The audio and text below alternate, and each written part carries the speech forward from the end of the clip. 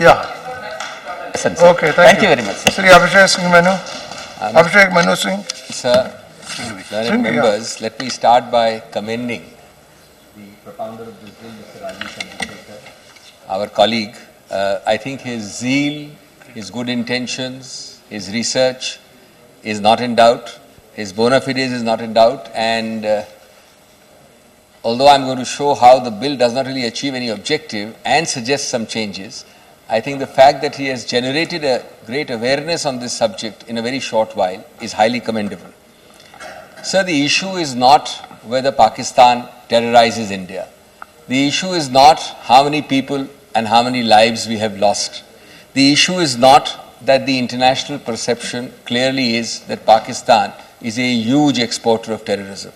The issue is not that Pakistan plays multiple hypocrisies and has many standards in dealing with terrorism. I think all that is a given, and all that there would not be perhaps a single member of this or the other august house to oppose it. So I think as far as the sentiment is concerned, the whole of this house would fully support the fact that Pakistan deserves to be treated as a terror exporting state, and in particular with respect to India. The real question, however, is none of these. The real question is, A, does this bill add any value? And with the best of intentions, value may not be added. So, why does it not add value? We can all, and we have already declared, we've had parliamentary resolutions and parliamentary declarations, and perhaps we should have another one saying exactly what Mr. Rajiv Chandrasekhar's bill propounds. We can have a parliamentary resolution in 2 minutes saying Pakistan is a terrorist exporting nation and is a terrorizer of India. But there is a difference between a resolution or a declaration and an act of parliament or a bill of parliament. A bill must have some teeth. It must give some actionable points by which the government is bound. It must be the law of the land. Now this bill, the heart of this bill is section or clause 3. Clause 3 gives some 7-8 penal kind of actions. It permits travel and visa restrictions. It permits trading restrictions, receiving and grant of remittances, manufacturing, maritime fishing, trading, overflight restrictions, credit transfers, and so on and so forth. Very comprehensive list. The question is, each one of them, as has just been mentioned, each one of them can be done by a simple notification by the Government of India, requiring no parliamentary enactment, requiring nothing more. In the trading, in the fiscal field, there are all statutes which permit the notification. Even today, as we sit here, we can ban any travel or restrict any visa.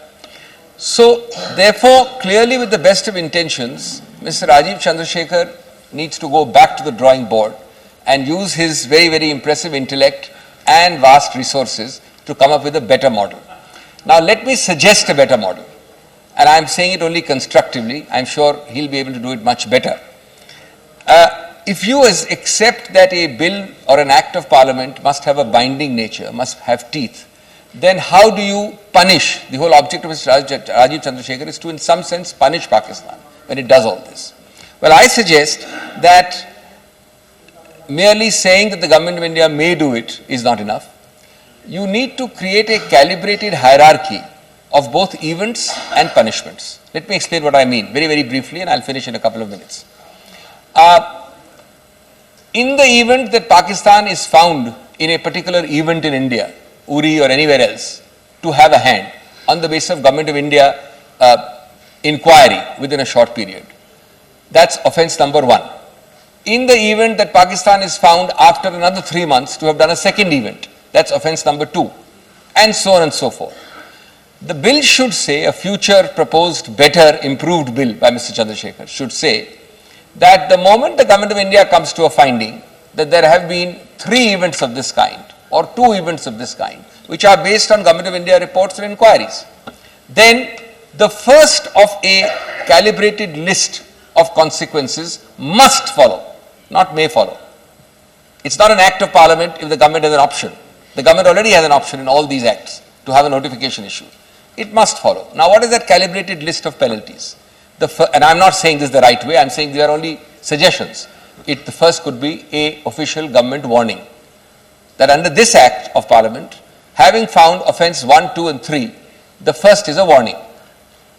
Then, having found a fourth offence, the next is that we must exercise the right of curtailing travel or curtailing visas for a particular segment, which hurts Pakistan, but at a lower level. If it continues as a habitual offender, then the third can be, for example, purely by way of example, a fishing restriction. Or a fourth can be a trade restriction in a particular commodity which hurts Pakistan more than the first three.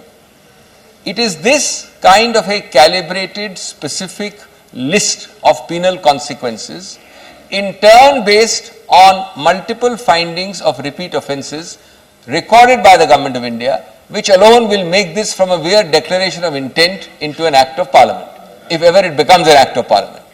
Obviously, that is what is the intention, and I think it will have the entire might of the sovereign state of India. It will have the entire might of the Parliament of India, and since it is based on government findings and inquiries which show Pakistan with a hand here killing 10 people, with a hand there killing 20 people, with a hand there hurting so and so, in that case the government is bound by its own conclusions, and therefore necessary consequences in a calibrated manner must follow. I am sure you can leave a little bit of play in the joints, I am sure you can leave a little bit of flexibility, but that is the kind of model we must all collectively work together, and indeed it will be a unique model.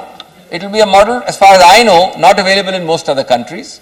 US is a wrong example because US has so much of financial assistance, so much of trading of a different kind, that it simply declares somebody a terrorist state and stops that funding, stops that trading. India doesn't necessarily have that financial assistance power.